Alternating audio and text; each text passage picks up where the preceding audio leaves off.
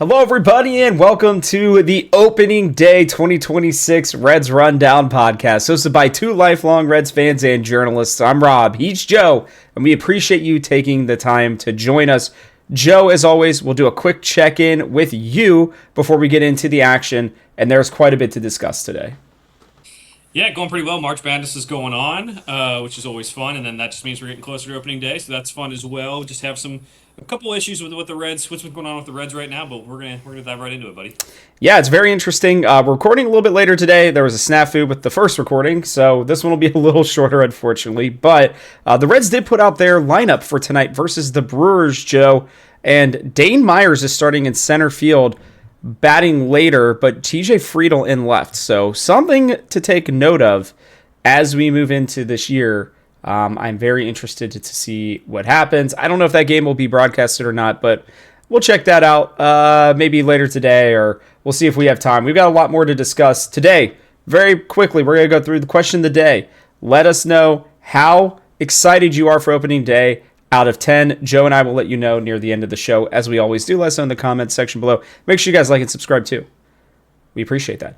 We'll briefly talk about spring training and the final roster spots, some starting pitching injuries. We'll give our award predictions, our record predictions, and then we will get into the Reds versus Red Sox. Joe, you ready to jump into it? Let's do it. All right. The Reds went 2-5 to end spring training. I don't think it was the way that either of us were hoping that they would end things, but again, it is spring training. I think we're both fine with that. They are putting up a ton of runs.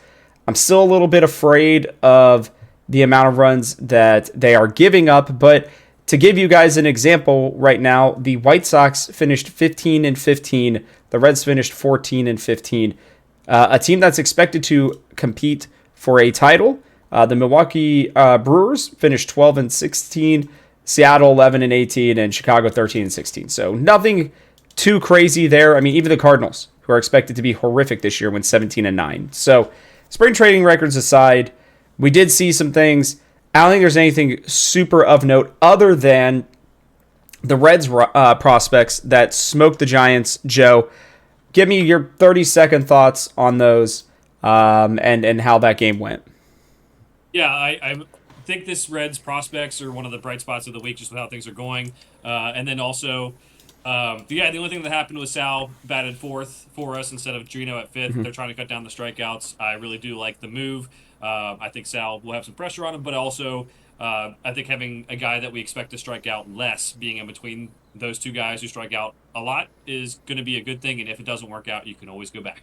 Yeah, there's no doubt about that. And McLean was confirmed to be the two batter this year. So even though you don't see him in today's lineup against the Brewers, and again, this is an exhibition game. This is not even a spring training game, just to be clear. Then he will be batting two. So we know for sure, by the way, Joe, full lineup as of the end of this spring is going to be some combination, but at least these first three of Friedl, McLean, Elly, and then either Sal or Gino. One of those two will be 4 and the other will be 5. So good stuff there for spring training.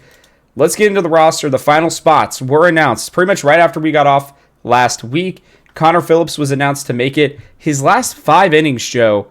His last 5 appearances as well. No runs. I think he had like 7 strikeouts is what I saw earlier during that time period, and only a couple walks, only like a couple hits kind of scattered throughout there. So it was good to see that. And then Sam Moll. So we are now officially locked in for Emilio Pagan, Tony Santillan, Pierce Johnson, Graham Ashcraft. Caleb Ferguson will go on the IL. Brock Burke, Sam Moll, and Connor Phillips in the bullpen. I like it. I think that it's a really solid bullpen overall. And I don't know if you've got any other thoughts. I think we've got plenty of guys down there. Kyle Nicholas looked really solid, honestly, in his very brief stint, and even better in that he had one bad outing, but then his other World Baseball Classic outing was good. Big Sugar, Luis May, and Chase Petty and Jose Franco were all sent down as well. You got any extra thoughts here on our bullpen slots? Yeah, happy that Phillips and Moll made it. Phillips for what he did last year. Moll having an extra lefty in there with Ferguson being on the IL is huge. Yes, we have Williamson, who's in that whatever role you want to call it, hybrid role, wild card role. Potential starter now. Basically starter. It's going to be good to have that. I would look if everyone is at least healthy and like the rotation doesn't have to be changed too much because of these injuries.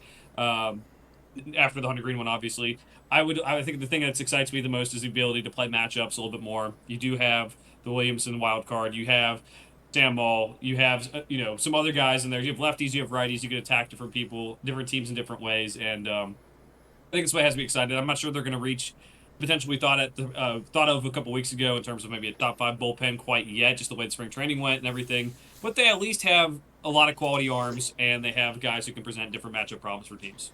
Yeah, there's no doubt about that. And I think that's the matchup problems will be important, especially for this first game or this first series where we will be facing a lot of big lefty bats. The bench spots. We knew Benson was getting one. That was pretty much all but guaranteed. The surprises between Bleday, Myers, Lowe, Hines. I think those were really the only four that were in contention after him. I could be forgetting somebody, Joe, but those are the four that I could think of off the top of my head at least. Those spots ended up being Dane Myers earlier in the week, Joe. That was, I think, a big surprise to both of us. Again, he is batting tonight against Milwaukee in that 8-hole, I believe, in center field. So he batted extremely well this season. The Reds must really like what they've seen out of him to give him this opportunity. I'm excited. 379, 11 walks to 5 strikeouts was the big one there, Joe, for me.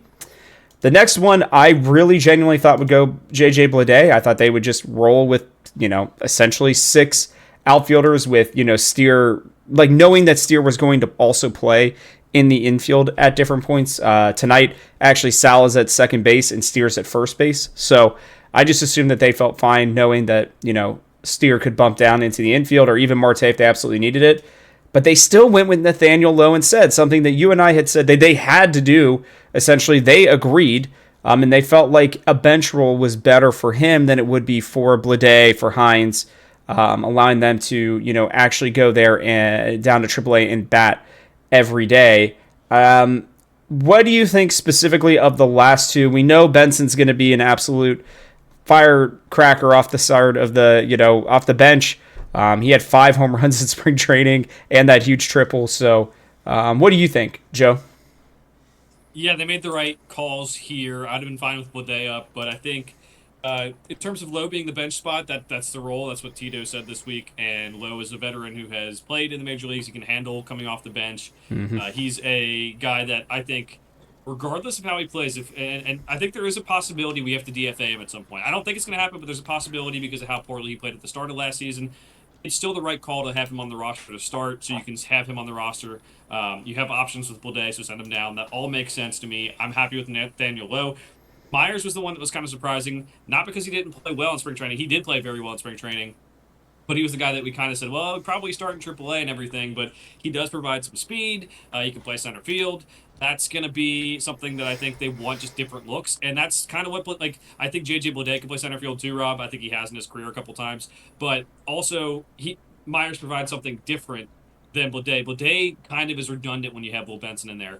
And, I think if you have a chance where you have guys off the bench, just say a regular starting lineups in there, Rob, first guy off the bench is probably Benson. And then if you need another left-handed pinch hitter who's not going to play in the outfield, it's probably Lowe. And then Bleday's third, and it's like, how is this guy going to get enough playing time? So I'm cool with all the moves, whether it was Myers or Bleday being sent down. I think that's fine. I'm cool with keeping Myers because he's different, and that redundancy isn't quite you don't need to keep that redundancy on the roster, and now you can, if someone gets hurt, then you can bring Bleday right up, and you have that quality depth, and that AAA team's going to be stacked. Yeah, and the only thought I had on this as well is that Rhys Hines, I think, has played well enough to the point where he probably deserved a spot on a roster that wasn't as deep as this Reds roster. I think if Noelvi Marte doesn't play as well as we think, maybe Spencer Steer regresses. Hopefully not. They're both still, young and I think promising players overall, right? I know that Steer probably didn't impress people with his spring, but I don't really personally care. He has been, I would argue, our best hitter over the last 3 years, Joe, at least our most consistent.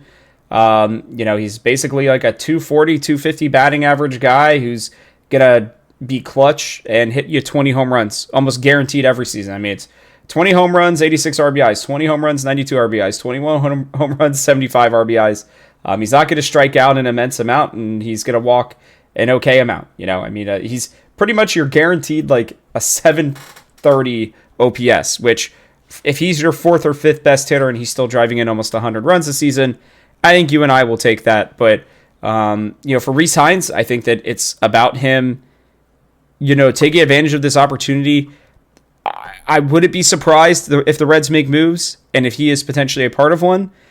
I hope not. I made the comparison the first time we did this podcast. I won't spend much time on it, but that Aaron Judge, Joe, had a breakout season around age 26. Now, Judge was a much higher rated prospect than Rhys Hines at the time. Everybody knew who he was, but there's that power, that raw power, I think in that similar vein is absolutely there. Just whether or not he will ever really be able to, I think, take a bench role, at least from the Reds, maybe even a starter role here in the future. But like you said, we've got plenty of guys down there in AAA, Hector Rodriguez as well. It's going to be one hell of an outfield down in Louisville, and I fully encourage everybody who's in that area to go check out a Bats game because that lineup is going to be electric. Yeah, this is something where we might have too many good outfielders, and like you said, Rob, there might not be that everyday role for some of the guys in AAA, but even like Rhys Hines, when is he ever going to get the everyday role in Major League Baseball? Like, that's just how the team is set up, right? So that's something to consider, and also just maybe there's going to be some trades. This is a roster that has 4 guys that could be on Major League Baseball right now. Hector Rodriguez, Rhys Hines, Blake Dunn, J.J. Bleday. You can't even fit those guys in the lineup. We talked about, DHing maybe some of those guys, but then you have CES still down there. You have Michael Toglia, Edwin Arroyo. There's so many guys. Will Banfield and PJ Higgins, you got to get regular time because there could be a really weird case where we need either of those guys as our third catcher or second catcher at different points. So that's what makes things interesting is there could be a trade coming up. We could try to go get one of those bullpen arms. And, I hope Rhys Hines gets a chance to play every day. The way the team's set up, I just don't know if it's ever going to be with us. If this was like 3 years ago when the Reds were really looking for new young guys, he would have been a very exciting prospect for me. He batted, I'm looking right now, 400. He didn't walk a ton, but he struck out a decent amount, but he still had 5 home runs. I mean, he had 10 extra base hits out of his 16 hits. So, absolute stud, and I do think Bleday is the first one up. I think there will be, unfortunately, injuries, Joe. That's just how it goes. So, yeah, I mean, we'll see what happens with it, but you got any final thoughts on the roster before we move into our roster predictions? I guess we do need to talk about starting pitching injuries real quick. That's the one I want. I wanted to skip that, but we probably need to talk about it. Yeah, no other thoughts. Again, I'm cool with the decisions. As long as Lowe was on the roster, I was fine with all the other decisions they made. So, pretty good depth on the roster, and I think we're going to have just the right guys to, at least from a position player standpoint, to have a solid bench this year, which is something I don't think we can say for a lot of the last several years. So, I'd say almost the last 10. Even some of the great teams that were going in the teens, to the playoffs. I mean, Miguel Cairo, he was solid, but Nathaniel Lowe as your backup first baseman over what Miguel Cairo was is, I think, a significant upgrade, is what I will say. We've had starting pitching injuries, Joe, and Andrew Abbott has been my biggest bugaboo. He has struggled mightily over this spring training. He has given up 25 runs, 23 earned in just 17 innings pitched. Now, he has struck out a lot of guys. He's walked a few too many, and he's given up 6 home runs, so not normal Andrew Abbott stuff. But the big concern now comes in, Joe, with Nick Lodolo getting another blister on his finger. Now, they say they got to it before it popped on its own, which is good. They drained it themselves. Probably just stuck a needle in there, drained it themselves. It's for, a normal person, they say 3 to 7 days, 1 to 2 weeks for it to fully heal. I'm like a 6-ish, maybe a 7 out of 10 worried right now, Joe, because we're heading into the season with Andrew Abbott. Brady Singer is pitching tonight, so that is a big relief for me personally, because I thought Brady Singer may still end up on the IL, because if you remember, Joe, he had a blister as well. But Andrew Abbott, Brady Singer, and then some combination of Burns, Lauder, and Williamson. That's pretty much how it is going to look, at least through probably the first week for the Reds. You can skip a start that happens very regularly in the MLB. I think in our ideal world, Lodolo is able to recover from this, Joe, and he is able to, hopefully, at least, right, only miss one start. I think both of us would agree if we are able to get 30 plus starts or even 28 plus starts out of Nick Lodolo in a season, as we did last year, then I think we're all going to be very happy about the results that we will get from him. So, where are you at with starting pitching? Are you worried about Andrew Abbott? I know you are worried about the depth. Talk about it a little bit. Yeah, I think we had good depth, but this gets to a point where we're going to have a bunch of solid starting pitchers, but if Lodolo misses time, if he keeps having injuries, we're taking two of our three best starters out. And I really think it's one of those things where I still like the guys behind him, and I think we could have an average rotation, maybe above average still. But the chance to be what we could be is, top five rotation in baseball. I think that really is hindered right now. Hunter Green might make 15 starts this year. Lodolo, I said I was going to crash out if he had a blister. I am crashing out a little bit. This is like, because some of these guys, the young guys specifically, have shown to have injury issues, it really makes me more scared moving on. I like that we have Williamson. I like that we have Burns and Lauder and Singer and Abbott. Hopefully the spring training won't be exactly indicative of what he's going to do during the season. But yeah, I think if you even from a WAR perspective, a guy that's gone from a 4.2 to a 6 point something WAR in the last couple of years, and now he's not going to play the games. He's going to be maybe at a 2 WAR if he plays all the games, maybe 3. That's something that is going to impact the rotation. I'm worried more about, if Lodolo has the blister and then there's one more injury, what are we going to do? Probably just bring up someone to eat some innings. That's fine. Maybe do some openers, and that's fine too. But this was the strength of the team, and it's gone from a strength that was possibly top 5 rotation in baseball to, with Hunter Green out, maybe more like top 10. And if Lodolo does miss more time, it's more top 12 maybe. I think they're still really good, but what this is going to take, Rob, it's going to take Chase Burns just being an ace from day one if they want to get back to that level, and he could do it. So I'm not going to rule it out, but I'm not going to like bank my predictions on Chase Burns being that good from day one, because I don't want to set myself up for disappointment, to be honest. Yeah, let's be real. I think Burns, Lauder, and Williamson are all very solid starters. I think most teams would love a Brandon Williamson at their 5 spot. I think most teams would love a Chase Burns and a Rhett Lauder in their 3 and 4. I think Rhett Lauder at his peak is probably a 2. I think Chase Burns at his peak is probably an ace. And I think that 2 or 3 years down the road, there's a chance where Chase Burns and Rhett Lauder are our 1 and 2 leading us into a playoff, right? Depends on, if we re-sign Lodolo, Abbott, and wherever Green is at, at that point. So they do have that talent. They are that good. And like you said, you could still be a top 12 rotation with Abbott, Lodolo, Burns, Lauder, Williamson, and Singer. Some combination of that. Charlie Goldsmith today came out and said a lot of teams are using that 6th man the way that we did last year. I think that is him kind of predicting that Williamson will eventually, one of Williamson, Rhett, Lauder, and Burns will eventually move into that kind of hybrid role where they will do some bullpen, they'll do some starting, there'll be that long relief at the same time as well. And I fully expect that to be the case. The one promising thing here is our 2 best pitchers, at least in the spring, were Rhett Lauder and Brandon Williamson. Brandon Williamson had a 203 batting average against, a less than 1 whip, and 15 strikeouts to 3 walks, Joe. So, look, he's always been really solid when he's been healthy and able to pitch here. He figured something out in that 2024 season. I don't know if you remember, but he struggled initially, or was 2023, one of those two. But he struggled initially, and then he came back and was really, really freaking good through the last half of that season. I think it was 23. And then when he came up for the 2024 season, he unfortunately got hurt. So, I have a lot of faith that Williamson is probably better than people think. I think they're sleeping on him, and I'm excited to see him pitch for the Cincinnati Reds, and I'm hopeful that the starting pitching injuries are not indicative of what's going to happen throughout the rest of the season. So, let's move into the award predictions. Joe, we're going to do quickly the national awards. List your top 3 that you think are most likely to happen, and then we'll get into team MVP, team, best team pitcher, best team hitter, that kind of stuff. So I'll start with my national awards real quickly.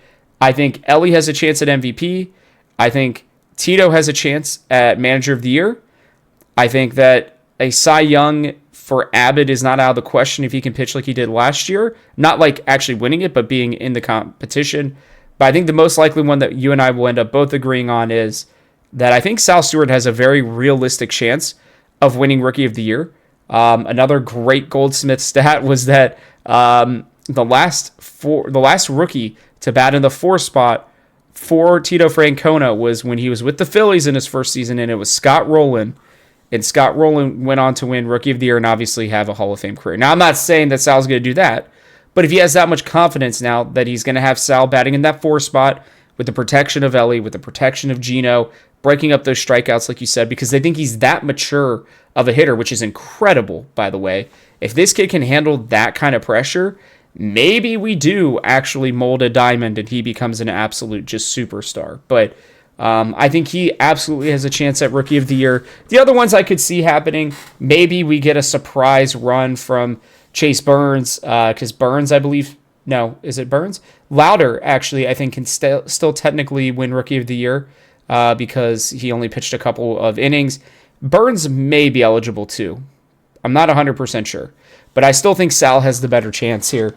And I really do believe that Tito Francona, if he can weather this early storm, get us into a good spot by the time Hunter Green comes back and lead us to the playoffs and maybe even win a playoff series this year, which I think that we are all hoping for. I don't see how he doesn't win Manager of the Year. Just, has to be in there. So those are my top 2. Yeah, Sal Stewart, Rookie of the Year award, I think, is the one that I think is most likely to happen. I think it's by far, to be honest. Plus 900 right now for Rookie of the Year. He's top 4 in that. Connor Griffin for the Pirates, who got a lot of hype, is not on the open day roster for the Pirates. That doesn't mean he can't win the award. We've seen it before, Paul Skeens and everything. But that's a step ahead for Sal Stewart, who we expect to have a good season, solid hitter. As you said, batting in the 4 spot. He's going to get plenty of chances. This is an award that, honestly, like there are some guys who pop. Rob, you've mentioned before Pete Alonso having a really good rookie season, but a lot of times it's not the greatest. We've had Jonathan India win a Rookie of the Year award, and that was not the greatest rookie season. I'll be honest. I'm glad he won it. Still like Jonathan India, but that was not the greatest rookie season. So if he can hit, 270 to 280, to have 20, 25 home runs with 80 RBIs, it's well within the possibility he can win it, especially given that it's just an award where that not every team has rookies that play every single day. Not every team has any rookies at all. They're really having in a big way. So that kind of narrows the competition. And with Connor Griffin down there, I think that's only going to help him. So that's the most I'll say. The second most would be Tito winning the Manager of the Year award. He kind of got some love last year, and it's almost like people don't respect our talent a lot. And I think that people will think it's Terry Francona magic, which I do think that's what's going to happen this year. I do think that he's going to have to lead us to a lot of wins. You won't see it from the Reds fans on Twitter. You won't see it from anywhere else. But he is a guy that I think just every day building up the clubhouse culture. He does a lot for that, and he's going to get credit. If the Reds can stay in it without Hunter Green for the first half of the season, he's going to get a lot of credit for that. Even if it is we have talented pitchers who can help us with that. So. Yeah, I'm going to say that's second most likely, and then third, I will say Andrew Abbott, Cy Young. I'm not putting too much stock into the spring training stuff, as you guys know. I don't really do that as much. I do think that he'll figure it out, and if he does pitch like last year, there's a chance. I still think it's probably not going to happen just because small market team, and just like we talk about all the time, Rob, the analytics people sit behind their screens and look at how much velocity you have and look at how many strikeouts you have, and at a certain point, he is going to have to really pitch amazing to get to a point where it's even 0.5 ERA points better than the next best guy. It's going to have to be 0.25 ERA points better than if it's Paul Skeens and him. It's the notoriety Skeens has and the power pitcher that he is, just as an example. And that's how crazy he's going to have to be. So third most likely, even if he might be closer to being more deserving than other people might think. I think it's going to come down to strikeouts for him. I think if he has higher strikeout numbers and he's within the same ballpark as them, I think he'll finally get some recognition. But last year, I think that was a lot of the reason why he didn't get the respect. I know he fell off a little bit, but he still was kind of insane last year, and there's no reason why he shouldn't have had a little bit more love. But that is what it is. Reds pitching at its finest. We're going to skip best team pitcher and hitter. I want to just talk about team MVP and some guys that you think can be somewhere around that. I will start.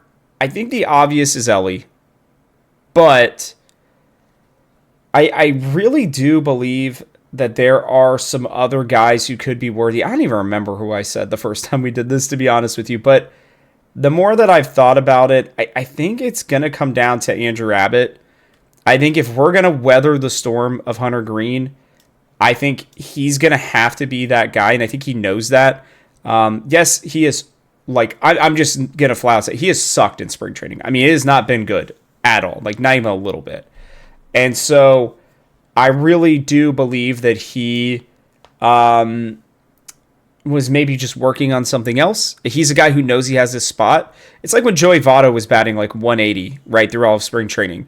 You just got to kind of take it like that and just assume that he was working on something else. And, maybe, the ball was flying. It is really hot in Arizona, right? Like this blister issue that we're having with Lodolo. Brady Singer had one too. Like the heat down there is intense. And not just that, but the next time we go down to a place that's going to be that hot, like Arizona, we will be in a dome, right? Whether it's Arizona, Florida, even California, other than San Diego, which is generally just 70 all the time anyways. That any of the really, really hot like baseball parks and stuff that we go to, it's just, we're going to be indoors. So it'll matter a lot less. So I guess that's kind of what I'm saying. I think he's got to be that guy for us if we're going to make a playoff run, if we're going to make a run at the division, which I think we can do. And so I'm going to name him as my team MVP, obviously outside of Elly. I think Elly's just too obvious. I want to do something a little different. Elly's going to have an outstanding season, by the way. I think he has a real shot at being a top 5 guy for MVP this year, like overall. Rob, just to be clear, you did say Andrew Abbott earlier, but we recorded and had to delete it. So you're on the same page, on the same wavelength there. Yeah, and just as reference to, I hate when people do this, like, oh, well, is he the most valuable? MVP means the best player. Let's just be honest. Like, if I'm going to do a most valuable player, it is going to be Eugenio Suarez in terms of, like, oh, he's the most valuable to this team because of what he's going to Yep. provide. He's an addition this year, protection. But that's, like, the valuable side of it. The best player is going to be Elly. And I think for a couple of reasons, he's going to have that protection that Gino provides, or Sal Stewart if that's right behind him. But both those guys behind him is both going to be really good protection, something he did not have consistently last year. Very true. Gavin Lux was batting 4th opening day last year. Again, good contact guy. Thank you for playing for us. Not the greatest, not the greatest power hitter in the middle of the lineup. So that's something that I think will help him. He's also not going to be playing injured a lot this year. We saw he played through injury at the back half of last year. That really affected his power numbers and his speed. He did well to play through it. He did some really good things with his approach at the plate last year, even while being injured. But now that he's healthy, Terry has said he doesn't know if playing 162 games is the right thing for him. He might get an off day or two here or there. He might DH a little bit just because we have some more versatility on this roster as it currently sits and give him some time off. So I think, again, I see it as best player, but if you're going to say most valuable, like, yes, Gino's right there to help. And he's the reason why I think Elly's going to be so much better this year is because he's in the middle of that lineup hitting home runs too. Yeah, I couldn't agree more, and I think that Gino's he's going to have to be huge. He's got to be a threat to the point of teams are going to have to pitch to Elly, have to pitch to Sal. If he's doing that, and again, like, even the guys behind him, right? I mean, Steer being behind him, Noel V. Marte being behind him, even if Benson's behind him later on in the season, like, you can't, I love lineups that are so deep you can't take a batter off. That's what you want outside of Key Brian Hayes, which is fine. Underestimate him, and maybe he'll hit a little bit better than we thought this year. But I agree with you. That's kind of where I'm at. Real quickly, any All-Stars? I think Elly for sure. I think Gino's got a shot. I think Sal, because of the big name, if he's really rocking it in the beginning of the season, I could see him. And I could maybe see Abbott getting it as well with McLean and Louder potentially being sneaky guys that could find their way on there. Yeah, I think there's 3 guys that I have as like the most likely. It's going to be Gino, it's going to be Elly, it's going to be Abbott. I will say that my wild card as a 4th one, and again, if he starts the year off hot, I'm going to go ahead and say like, he's probably going to make it, is Chase Burns. We talked about the media loves the power pitchers. They love that he was a hype draft pick. He's shown like he had like a little bit got his feet wet last year. I think he pitched solidly, especially from the bullpen at the end of the year, but pitched solidly. And I think there's a way that he goes from in a similar way to Jacob Mizorowski for the Brewers last year, where it's like, hey, he got way more credit than he deserved. He was solid. Like, don't get me wrong, for a rookie, I think you have to be really happy for the Brewers. But Hmm. he throws hard, and he got a lot of credit for it. And Chase Burns might be the same way for us this year, a guy who makes the All Star team with stats that maybe aren't aligned with some of the guys like Andrew Abbott who don't have that power pitching, and that's fine. But I think that's the guy I would say is like wild card All Star, could be a guy that really pushes his team forward while we have some of these injuries. Yeah, I could not agree more. We will get into record predictions now, Joe. This is the big one, guys, so I hope you're ready to go. Joe, where are you at? Lead us off. I'm going 84 wins. I had him at 88 or 89 before the Hunter Green injury, before the Nick Lodolo blister stuff, and I'm at a point where I'm a little bit scared of all that and just the injuries piling up and just our top end of the rotation not being as good as it was, and that is our greatest strength. This is a team that I think could still be in the place for be in a place for a push to the playoffs. But I think I'm going to go more towards 84. The current over-under, Rob, is 80.5. That is one more than last year. We beat the over-under last year by about 4 games. We're going to beat the over-under this year by about 4 games, in my opinion. And yeah, that's just I think that's what I'm doing to equate for Hunter Green being out and for Lodolo having the blister to start. And we'll see what other injuries pop up and make me want to pull my hair out. Okay. I will keep this as short as I can because last time I made this pretty long, but I think that this is worth it. Joe, I'm going to ask you again, which team, although somehow this stat changed, so I don't know if maybe there's a game going on right now, but which team was leading the MLB in spring training home runs? It was the Reds. It was, but apparently somehow the Athletics got one more since between now and the last time that we were recording. But the Reds had 54 during spring training. Joe, all of last year they had 167. At this pace, if they were to keep it, it would be up there with the Yankees who led the league last year in around the 270s. Okay? Now, I don't expect them to do that. But if you're going to tell me that you've got guys like Matt McLain who will probably hit over 20 home runs if healthy, right? He almost did even last year without being healthy and with having a rough season. Elly will definitely hit over 20, probably closer to 30. Suarez will hit probably at least 50. He wasn't even in Great American Ballpark, right? And he was still close to doing that. Then you have Sal Stewart, who I think could be a 25-plus home run guy. If he has a Pete Alonso type rookie season, then we're looking at like mind-blowing numbers for this Reds offense. You have Spencer Steer, who has yet to have less than 20 home runs in his career during a full season. You have Noel V. Marte, who's got likely 25 home runs in him. Then you have a combination of Benson, Blade, Tyler Stevenson, who can all probably combine for like fifth or average around at least 15 home runs in a season. This team is going to hit. They're going to hit a lot better than people think. I originally had them at 92 wins, somewhere around there, because I felt like this pitching staff was really that good. I felt like the bullpen was better than people were giving it credit for, and I felt like they'd be under a lot less pressure considering last year they were trying to have to hold one-run leads all season long. We were just begging for at least 3 to 4 runs a game. This year, I think, is going to be different. There's so much more pop in this lineup. You didn't just get one hitter. You got two. You got Suarez. You got Sal Stewart there. You get a healthy season out of McLain. You get a full season out of Marte. You get a healthy season out of Steer. You're going to tell me that you really don't think that this offense is going to be, I think, exponentially better. I think you would be wrong. They're going to definitely hit well over, I think, 200 home runs this year, Joe. Especially if Gino can hit 50 to 60, then I think this Reds Boppers team is going to be crushing the ball. We saw it in spring training. I think they're going to do it again this year. Sure, the strikeouts may be high, but they're going to be putting up some numbers in a big way, and I think that'll pick up enough for the starting pitching until Hunter Green gets back, until Lodolo gets back, hopefully healthy for both of them throughout the rest of their season once they come back. Should that happen, I still think that they will get 88 wins. I think that may be enough for them to win the division.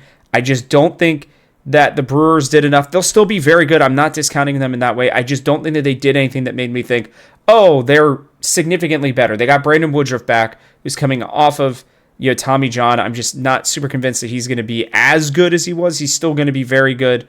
The Cubs have a very talented roster, but I don't know. They're just it feels like some of their top end guys are maybe missing compared to what we have seen. Cardinals are bad. Pirates got a little bit better. I think the NL is very strong for the most part, but I do think we will dominate the AL like we did again last year. And I really do believe that if we can take care of that business, take care of a good portion of our division, I think we can go out there and battle with some of the best and do really well at home, getting somewhere to around 88 wins. So, again, I kept that as relatively short as I could. I feel pretty good about where we're at. We both are predicting a 4-win slide from Hunter Green. I do think he's just that good because he gives your guys even that rest. But if Andrew Abbott can be that guy, if Chase Burns can be that guy, if Rhett Lauder can come back and Williamson can come back and be those guys, I think the Reds are in a good spot, Joe. I know it's still a lot of ifs, but you only need like half of these things to go right for this team, and the potential is there. I mean, their potential, if they really play up to like the top level of their potential, they could be that sneaky team that everybody's like, what do you mean they won 97 games? It's happened. The Brewers did it without Woodruff last year, Joe. They literally did. And he's their guy. So I'm not saying that we're for sure going to do that, but if Tito sprinkles some of his magic on this team and really helps keep them in the good vibes only era, I think they've got a good shot. Yeah, I mean, that's a little rich for me, but I appreciate it because it is possible. I'm not going to say it's not possible. It's definitely, Abbott pitches like a star and Lodolo doesn't have the blister issues. I think that's, well within the realm of what they can do. There are going to be more home runs this year. Hypothetically, I think have everyone having a decent year for them batting-wise, which we have not had over the last 2 years with different issues, injuries, everything. This team has the talent to do it. It's just, for me, it's more just I think the National League in a lot of ways got better around them. As much as the division isn't really that scary to me, Rob, kind of like you said, like the Brewers and the Cubs are just, I think the Cubs might be better. I think the Brewers are very similar, but the Brewers have our number, and that's definitely concerning for Reds fans, obviously, for the last couple of years. I think it's going to be tough in the National League. I still think they're right in the playoff push with the roster they have, but, again, it's just more watching games and hoping that offense comes through. I think they will be better, and just making sure that we take care of business, Rob. I think to start the season, we have an easier schedule. At the end of the first half, we have a tough schedule. Then we get Hunter Green back. It's an easier schedule at the start of the second half. And then it's a very hard schedule the last month or so of the season. So we have to take care of business from the start. We were a team that was 28-28, I believe, against teams who were 500 or above last season. And we have to probably... That's good that we stepped up the competition. That was better. But we also have to take care of the lowly teams that we should be taking care of. And if we do that, could put us in a good spot to make a run once Hunter Green does come back. So I think it's well within playoff push territory, could compete for the division based on some of these teams. It's just, it is still the Brewers just always seem to do more than what their talent is, and that scares me. Look, guys, it's going to come down. Every win will matter this year. We will be stressing about every win that they should get. Not everything is going to go their way. We're not ridiculous. We fully understand that, but just understand that this team, really, it will come down to those coin flip games, and they needed to flip heads more often than not, unless if they're calling tails, I guess, then they could get it that way, but it just needs to go their way, one way or the other. All right, Joe, we are finally into Red Sox. Man, we are making way better time than we did last time, Joe, so pretty good for us. Sorry, you guys are missing out on a lot of conjecture, I think, for me and Joe, but if you want that, we'll do more of it, especially next week, because we'll have at least 3 games to have discussed. As I said, the Reds will play the Red Sox Thursday, Saturday, Sunday games. Andrew Abbott versus Garrett Crochet is confirmed. As long as Singer does fine tonight, then it'll be Brady Singer likely versus Sonny Gray. There's a chance it's Brian Bayo instead, Joe. I don't think they officially announced it, but it's probably Gray is the way it's looking. And then it'll be either Burns or Lauder. Most likely, I'm predicting Burns against Brian Bayo on that Sunday. But I wouldn't totally be surprised if they decide to go Lauder. But I will say, if Lodolo is fine, if they really believe that and they just want to push it one day back, they'll go Abbott, Singer, Lodolo. So we will see. That third game, I think, is really up in the air for the Reds right now. But this is a good lineup. They got a lot of good young talent. Still guys that they've got to figure out what they're going to do with. Marcelo May, Roman Anthony, Joe. They're all very good. But they got a lot of lefties. Jaron Duran as well. Weiler Abreu. If healthy, Trevor Story is always pretty solid. Aroldis Chapman is back there at the end of their bullpen. I think this is a very talented Red Sox team, Joe, but they are ones who are kind of in the same, position as us, where outside of missing their starting pitchers, because they actually have theirs, they have a very good rotation. They have a pretty solid bullpen with, I think, probably one of the better closers in baseball. And their lineup has a lot of potential, a lot of potentially very good talent as well. But they are currently, I think, guys who are, you're still questioning, right? You don't know at catcher. Is Narvaez really that great? He's not that great defensively, if I remember correctly. He can hit some. They traded for Wilson Contreras at first base, which means Tristan Casas will probably either DH or come off the bench. Joe Marcelo Mayer. They traded for Caleb Durbin as well to be their new third baseman, which was interesting. And then Cedane Rafaela, who's, I think, secretly a very, very strong player in my mind personally. So they've got a lot of talent, but just a lot of guys who've either had injuries or inconsistent, seasons in their past. So where are you feeling like this is going to go for the Reds? How are you feeling about this team? Yeah, I said in an earlier podcast, Rob, but ticket sales have to be pissed that the Red Sox got the opening day nod. We would have sold out anyone, and we got a Red Sox series that would have sold out later. But I sit for this series. This is a Red Sox team that is good, not great. They are formerly big market team. They are no longer spending like a big market team. They should make the playoffs. They should be a team that is a step below most contenders, maybe a step or two below most contenders, but still very tough test for us in this first series. Garrett Crochet is a very good pitcher. That is going to be tough. We are lucky Ranger Suarez played the World Baseball Classic and is getting pushed back to the later starts this week. Don't want to have to go through facing too many lefties if we can help it because of our issues in the past, and we don't have Miguel Andujar this year, which really helped last year at the end of the year. So for me, I think it's going to be 2-1. I think we'll drop that Crochet game. I'm going to give Abbott a little bit of time to get ready for the season. I don't really take too much into spring training, but I think he will be fine. But he's coming off a couple of rough outings in spring training, and give him some time to get back. We'll probably lose that game. I think we can win the next two. Sonny Gray was not the best last year. He is kind of winding down his career. It's funny that he still hates the Yankees so much after all this time, and now he's signing with the Red Sox, talking shit about him. That's fun. Love it. And I think the third game of the series, outside of the Sonny Gray one, whenever that's second or third, whichever they announce, I think it's a toss-up. I really do. I think our bullpen can play with them. The key to the game, though, is going to be avoiding letting them get a lead, because at the end of the game, I don't want to face Aroldis Chapman. I think that's almost lights out if he's going to the mound, at least the last year. I know we talked about him a little bit and how he's learning how to throw strikes now, but and that's frustrating for us. It's terrifying. Yeah. Yeah, but that could be tough. So get the lead early, and I think a 2-1 start. I'm going to be optimistic for the start of the season in a time where we need to have a good start to the season.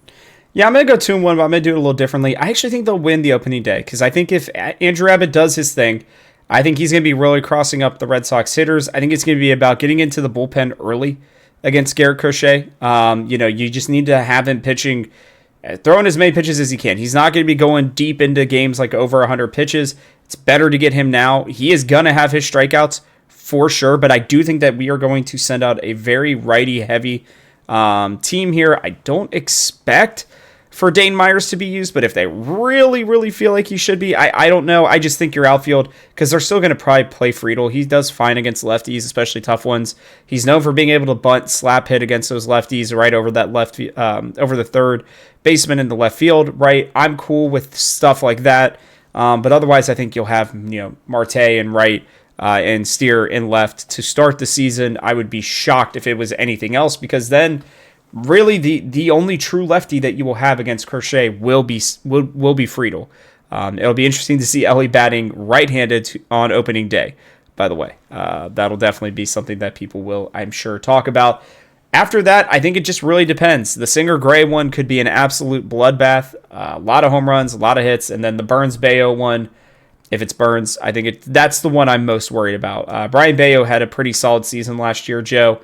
I'm a little disappointed that, we don't have a Lodolo. I would honestly be really confident in a 2-1 if we had Hunter Green. If it was Green, Abbott, Lodolo, I was even ready to pick a sweep to start the season just because I was that confident in our starting pitching. But having to send up Singer and Burns, Louder, or Williamson, does not give me a ton of confidence against. I think it's an underrated Red Sox lineup personally. So we will have to see, but I'm still going to go 2-1 to stay with that positivity. I will say if they gotta start off this year with at least one win. Opening day is so exciting. I could see at least one big hit coming from Gino Suarez in his first series back in Cincinnati in a few years. So those are my hopes, Joe. Let's get this signed off here. What do you got for us? Wise words of wisdom? Any interesting facts that we should be paying attention to? Congrats, Matt McClain. 7 home runs in spring training is the most all-time for a Red. Let's hope he keeps that going. Crazy. As you said, going to be the 2-spot hitter. If he can keep that going, that's going to be huge for this team. And then, they're playing these exhibition games in Milwaukee. They said they want to play in a real ballpark before the season because they can play on the backfields at Arizona and they don't really get the same sight lines. So hopefully that'll help us get this opening start that we need to. That the bats can be making up for the lack of pitching or the pitching injuries at least, and they can just be used to playing in a ballpark because we need to start off really hot. We absolutely do. We absolutely do. Joe, I'm pumped for opening day. I'm still at an 8 out of 10. I don't know about you, where you're at, but I'm still at an 8 out of 10. If Lodolo is healthy, shoot me right back up to 10 out of 10. What about you? Yeah, I'd say about a 7. I still think we're gonna have a good team. I still think we're gonna be in contention. It's going to be a season that, like, obviously I'm a little bit disappointed about the Hunter Green thing. If Lodolo is healthy, I'll do what you do. I'll bump it up to like an 8. I'll say I'm really excited, but I'm nervously excited and waiting for the season to start in a way that only Reds fans can do, where we're just waiting for something to go wrong. Well, that's how it goes for us Reds fans, Joe. That's how it goes for Cincinnati fans. Injuries now becoming the true plague of Cincinnati fans. But that is going to wrap it up for us on this opening day edition. New overlays, Joe. New thumbnails. If you've stayed through this whole thing, we really do appreciate it as always. We are back here every single Monday, sometimes Tuesdays if we get a little too busy, but you should generally expect a Monday podcast throughout the rest of this Reds season. We appreciate you guys joining us. So that's going to do it for us, Joe. From our house to yours, thanks for watching, and I will catch you on the next one.